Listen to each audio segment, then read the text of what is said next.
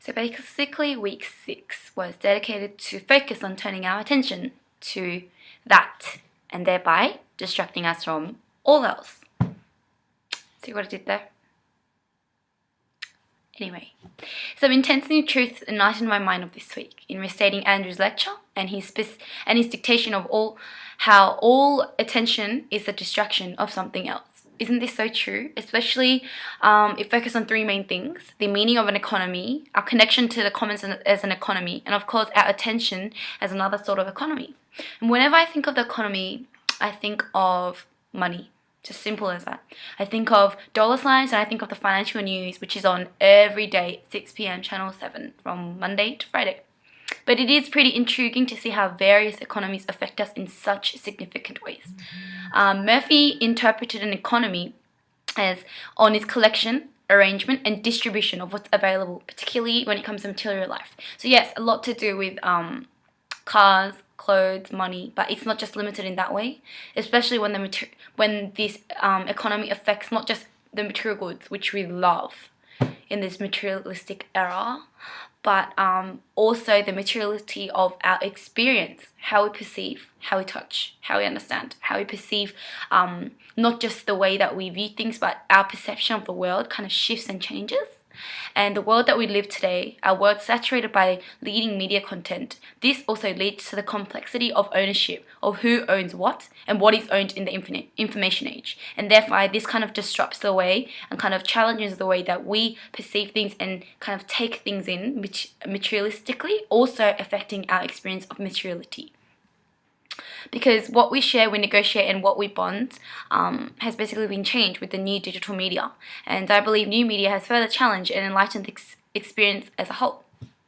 Like scholars Hilliard, Lohman, Sexton, and Farley stated, commons is an everyday reality in which provides sustenance, security, and independence. They further elaborate and argue the commons is not private nor public. Business, for example, business firm nor state utility, hence thereby challenging the ownership of an online space used and accessed and created by generations to come. For example, Google, it was here way before we were here. For example, Facebook, whatnot, what's posted there. If I posted a picture of me and my friends, or if I posted a picture of a dog that I saw on the street, who takes ownership of what, Originally, that dog probably belonged to that owner, but because I've taken a picture and I've chosen to upload it, I guess kind of because of the fact that everyone is able to view that photo, and I could even lie that saying it's mine. And I don't know, I think that media really complicates a lot of things. This is just a really small perspective, and this is just a really small kind of example, but yeah, basically what's used online, what we post online, even this YouTube video I'm about to post online, it's me, but I'm talking about what all these other scholars spoke about, thereby referring to them. So really, who's in ownership and of what? So yeah, to fight for the ownership and whatnot, and this has almost recreated and reformed one's attention to a significant extent. We now share an intrinsic bond with each other in referring to the commons that we share, a mutual ground online, and I guess through this, one's attention is now more valued than ever. We need to regenerate ways to capture our attention, your attention, effectively today. The vast amount of information created, distributed, and regenerated today is so much more than we've ever had before, and it's increasing day by day. And before, it's evident to say that attention is a valid source in attending to the commons. I see myself whenever in a bored situation, such as a board tutorial, a lecture, even, on the dinner table when my parents talk about something really boring, zoning in, zoning out into a new place. And finally, this always happens to be online, into the new media world where I know many of us saturate ourselves in.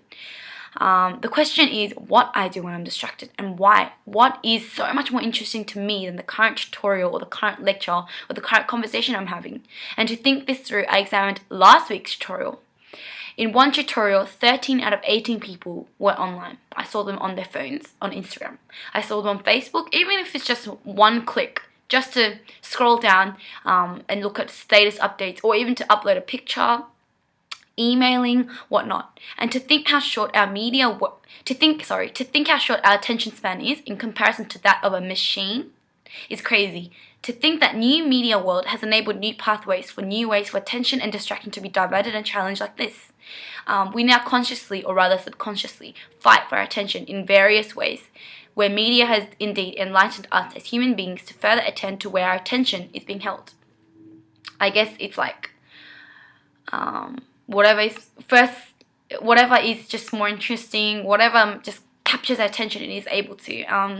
I think of the time I went to Philippines about 4 years ago, and I immediately think of the way that my attention was grasped, and my attention just was diverted firstly to where there was all these pretty beautiful lights all around buildings, and then there was kind of like the shabby areas where my attention was sort of like it didn't even bother looking, because I could already kind of feel and sense that it was kind of going to be boring, it was kind of just not really interesting. But then my attention was immediately just focused and just went straight for what was kind of like light, it was fancy, it was beautiful.